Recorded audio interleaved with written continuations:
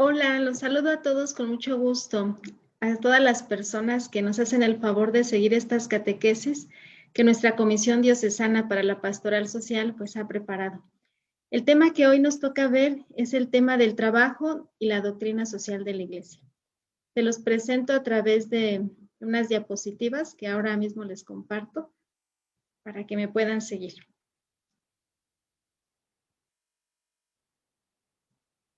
Pues bien, este es el tema que vamos a ver, el trabajo y la doctrina social de la Iglesia. Vamos a partir de un texto de la Labor in Exercitiam de Juan Pablo II, esta encíclica que nos habla sobre el trabajo humano. En esta vamos a encontrar pues los criterios principales de donde vamos a partir para saber qué tanto es bueno, es malo, cómo lo debemos considerar, cuándo consideramos que está bien, cuándo consideramos que está mal. Esta encíclica nos va a aportar esta información sobre el trabajo humano de Juan Pablo II. Yo los invito a que revisen el número 3 de esta encíclica porque nos va a dar la pauta a seguir para este tema. En el número 3 se dice que el trabajo humano es la clave esencial de toda la cuestión social, desde el punto de vista del bien del hombre, entendiendo entonces que el trabajo es un bien para el hombre, un bien del hombre. Y si la solución gradual, dice la encíclica, de la cuestión social se debe buscar en hacer la vida humana más humana, es aquí donde el trabajo humano adquiere una importancia fundamental y decisiva. De lo que se trata es de hacer la vida humana aún más humana. Esta va a ser la labor y el fundamento principal de todo trabajo humano. Por eso quería presentárselos como perspectiva hacia donde vamos a caminar. En principio, el trabajo es un bien del hombre, es parte de la solución gradual de la cuestión social, de todo problema social, es parte de ella, es parte de esta solución que podemos dar a las cuestiones sociales de nuestra vida para hacerla más humana aún. Pues bien, partiendo de esto, que el trabajo es un bien, vamos a ver qué está pasando, vamos a situarnos en nuestro tiempo, en el ahora. Estamos viviendo una época de muchos cambios, le vamos a llamar una época tecnológica, una época que se encuentra pues llena de cambios, de innovaciones tecnológicas, todo en referencia a la informática y a la electrónica. Todo ha cambiado gracias a los avances en estas ciencias, en la informática, en la electrónica. El trabajo ha venido a modificarse, ahora hay más máquinas, hay cada vez menos personas que se necesitan para trabajarlas, para manipularlas. La tecnología ha avanzado demasiado, ha avanzado muchísimo. Es algo que tenemos que notar, que estamos viendo en nuestra sociedad, pero también hay otros cambios. Por ejemplo, el trabajo en el campo también ha disminuido. Notamos una gran baja de producción porque muchos de nuestros paisanos emigran a otros países, sobre todo a Estados Unidos, pues para buscar el sustento de sus familias porque lo que producen sus campos pues no reciben la retribución correcta, los precios son muy bajos, el producto se paga a muy bajo costo, no conviene trabajar, prefieren emigrar. Entonces, esa es una situación que podemos percibir, que podemos estar viendo, pero también hay otra cosa, ha habido una entrada de nuevas profesiones, de nuevos trabajos, de nuevas ciencias que se van implementando y que van dejando a un lado antiguas profesiones. Podemos pensar en el campo de la biotecnología, en el campo de la biomedicina o también en el de la mecatrónica o en el campo de los teletrabajadores. ¿Qué son estos teletrabajadores?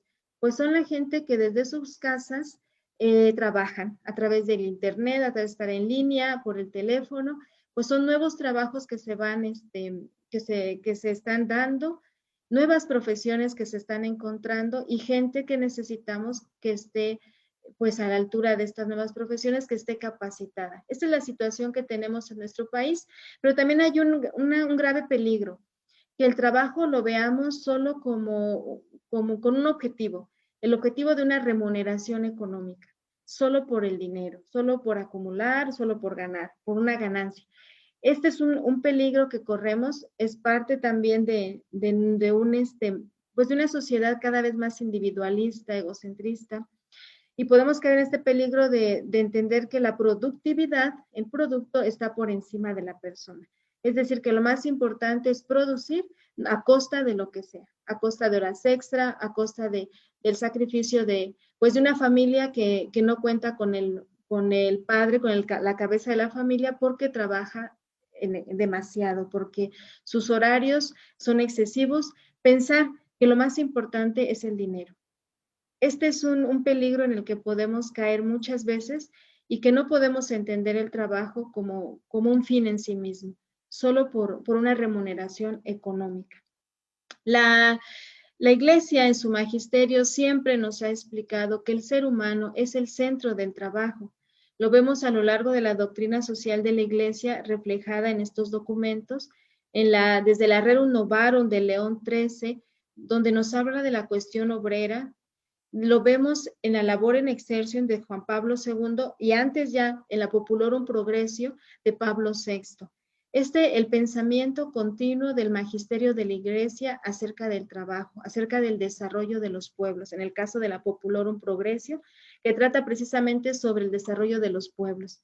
Entonces, esta es la idea base que nos va a guiar para entender por qué el trabajo es un bien para el ser humano y a partir de dónde entendemos que esto es bueno y que el fin es la persona, no el dinero, no el trabajo en sí mismo. Pues bien, esta doctrina de la Iglesia siempre ha arrojado estos criterios. El trabajo guarda una dignidad en sí mismo porque es el trabajo de una persona que ha sido creada o es el producto de alguien, de un ser creado a imagen y semejanza de Dios. Siempre ha puesto de manifiesto el deber y la tarea del ser humano en la colaboración con la creación. O sea, el trabajo se ve como un colaborar, con un deber que tenemos para con la creación y en beneficio del hombre y en beneficio de su santificación. Si estos criterios no van diríamos, en consonancia en nuestra labor, en nuestro trabajo, habríamos que pensar que también se está convirtiendo para la persona, si de verdad es un bien o en verdad está yendo en contra de la misma persona el trabajo. O sea, no se está entendiendo desde lo que Dios nos ha revelado. Como nos ha revelado, el magisterio no lo explica, que el trabajo es producto de un ser creado a imagen y semejanza de Dios para colaborar con la creación y que va a retribuir en la santificación de la persona. Entonces, esto es lo que la Iglesia nos enseña sobre el trabajo en materia de doctrina social y nos dice también el Catecismo de la Iglesia Católica, nos recuerda que el valor primordial del trabajo pertenece precisamente al hombre mismo. O sea, si el trabajo es un valor, es porque pertenece a la persona, porque es producto de un ser creado a imagen y semejanza de Dios, con una dignidad que nos trasciende. O sea, el hombre es el autor y el destinatario. El hombre es el que lo produce y a quien debe retribuir. Cada cual debe poder sacar del trabajo los medios para sustentar su vida y la de los suyos y para prestar servicio a la comunidad humana. Diríamos que este es el fin del trabajo. Que el destinatario, el autor y el destinatario es el ser humano, la persona, y es para sustentar su vida, para prestar servicio a la comunidad humana. Así nos lo dice el Catecismo de la Iglesia Católica en el 2428. Pero entonces, ¿qué decir? ¿Cómo entender entonces esta relación entre los medios de producción y la persona? Diríamos, entendiendo en otras palabras, el capital y el trabajo. El principio que nos va a regir en moral social va a ser que el capital está al servicio del trabajo. Y por capital estamos entendiendo ese conjunto de bienes que ayudan, ahí hay un error, perdón, ayudan a producir otros bienes. Es decir, son esos medios de producción que tenemos para que la empresa pues pueda realizar su trabajo, obtener su objetivo, ¿no? De la producción. Pero esto no puede estar sobre o encima de la persona. No podemos poner los medios como fines. Lo que importa aquí es el que trabaja. Entonces diríamos que la persona o el trabajo está frente al capital. Este va a ser nuestro principio. Entonces el trabajo entendiéndolo así, es siempre y será siempre una causa eficiente, primaria, que produce, mientras el capital, siendo el conjunto de los medios de producción, como decíamos, es solo un instrumento o la causa instrumental. Esto nos lo dice en Labores Exercens. En el número 12, el trabajo es siempre una causa eficiente. O sea, lo primero, lo que produce, lo que lleva al objetivo es el trabajo. Y los medios de producción son los instrumentos para obtener ese fin que se propone el trabajo. Por lo tanto, el trabajo tendrá que estar siempre a la cabeza, o sea, el trabajo tendrá que tener su primacía frente al capital. Será más importante esa labor que ejerce la persona que lo material, los objetos, los medios de producción. Siempre tendremos que ver el valor y la dignidad que encierra el trabajo humano. Ahora, entre el trabajo y el capital, es decir, entre esos medios de producción que hay, pues tenemos que entender que ellos no se contraponen o no se deberían de contraponer, sino más bien complementar. Es decir, son el medio, estos elementos de producción son el medio para que el trabajo del ser humano, de la persona, sea un trabajo digno y le aporte todos los beneficios tanto a él y a la comunidad, a él y a su familia. Entonces, no podemos ponerlos, sobreponerlos, sino más bien complementarlos. Ahora, el siguiente criterio es que el trabajo también tiene que tener una ética, o diríamos, ¿cuál es la moral del trabajo? ¿O qué criterio tenemos que seguir sobre el tema del trabajo? Pues el primero es, como ya lo estamos diciendo, que la persona es el fin, sujeto y autor del trabajo. Ese será el primer criterio ético del trabajo. O sea, tenemos que entender que será bueno la labor de la persona siempre y cuando el centro y la importancia gire en torno al sujeto, a la persona que lo realiza y no al trabajo en sí mismo. Podemos entenderlo de esta manera: cuando nos esforzamos demasiado por lograr construir, trabajar, lograr pues sí, lo que nos corresponde, ¿no? En el trabajo donde estemos, en el lugar que laboremos, empeñarnos demasiado en alcanzar esa producción, obtener ese beneficio a costa muchas veces de nuestro desgaste físico, de nuestra salud. Eso sería un error. O sea, muchas veces yo creo que caemos en este peligro de pensar que lo mejor es lo que obtenemos, ¿no? El fruto de nuestro trabajo a costa de nuestra salud, a costa de esos tiempos que se le pueden dar a nuestra familia, de esos tiempos de calidad a costa, o sacrificando esos tiempos de compartir con la familia, porque lo importante es sacar el producto, lo importante es cumplir en el trabajo, lo importante es ser responsable, lo importante es mi trabajo. Muchas veces vamos a decir, a costa de la persona misma y de los que nos rodean. Sería un error. Por eso el primer criterio que nos va a regir en moral social en respecto al trabajo es que la persona es el fin, o sea, a quien se debe dirigir lo que hacemos, el sujeto y autor del trabajo.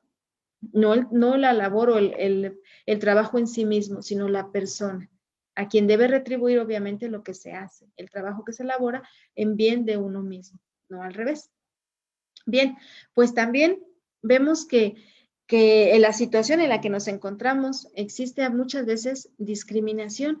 Muchas veces hay trabajos en los que no se permite que se contraten gente que pertenezca a una cultura, a una etnia diferente a la nuestra. Nosotros rechazamos y optamos por la no discriminación, por la igualdad de salarios, igualdad de salarios entre hombres y mujeres. O sea, no por ser mujer, por ser hombre, vamos a distinguir, ¿no? Siempre tendrá que haber una igualdad de salarios, una justa retribución económica, una seguridad y prestaciones.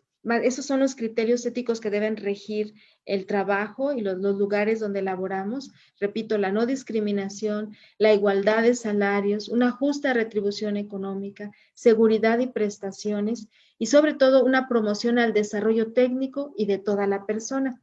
O sea, el trabajo debe aportar, o sea, quienes lo proporcionan, quienes los empresarios, los dueños, tendrán que proporcionar a la persona esos tiempos para poderse capacitar, para poder desarrollar más estas capacidades, poderse así mejorar para poder laborar en su trabajo, ¿no?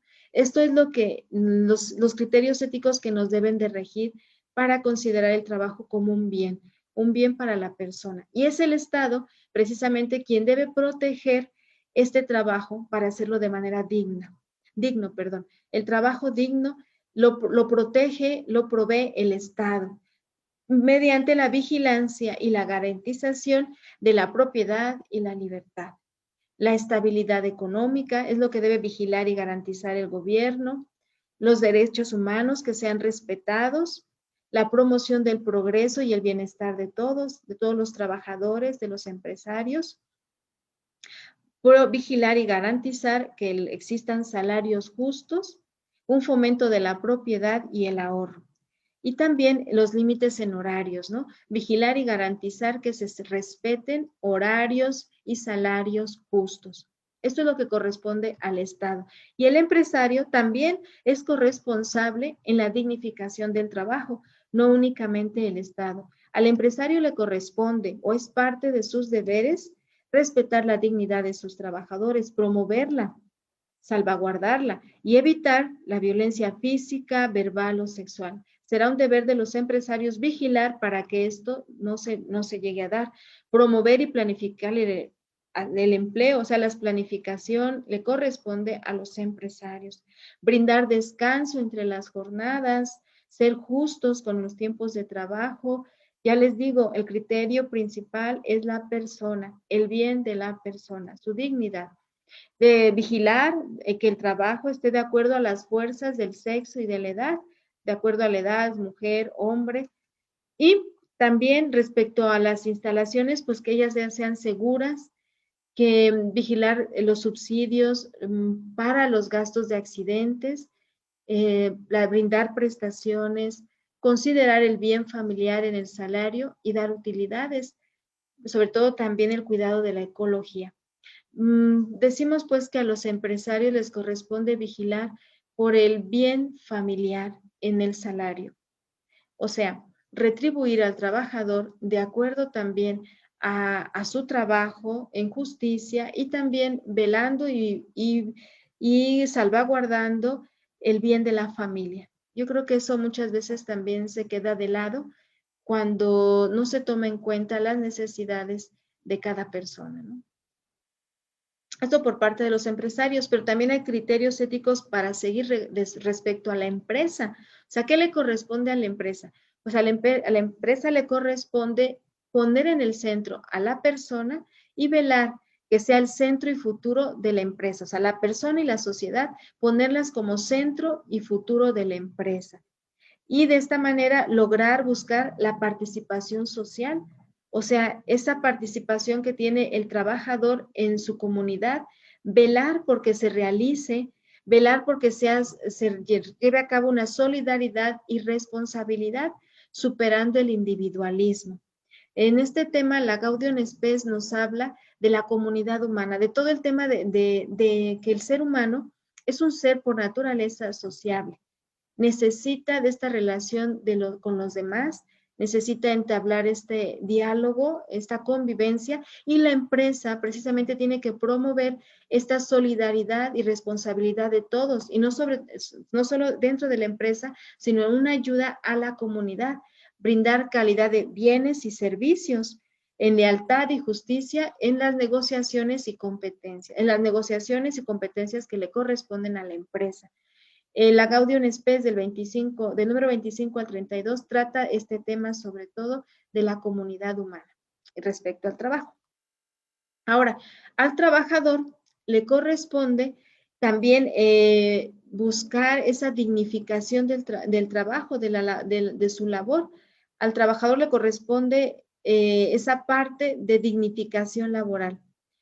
Él tiene que tener un contrato en donde le asegure pues beneficios, el trabajador le corresponde también buscar la disciplina, o sea, ser disciplinado, cumplir con su trabajo, ver sobre todo su trabajo como, no verlo como algo que no le pertenece, sino hacer de su trabajo algo propio, adueñarse de lo que hace, no como trabajador externo, sino sintiendo a la empresa y el lugar de trabajo como su casa, creyendo que él es de verdad colaborador en bien de la sociedad, que su trabajo retribuye en bien de los demás, haciendo propio lo que realiza.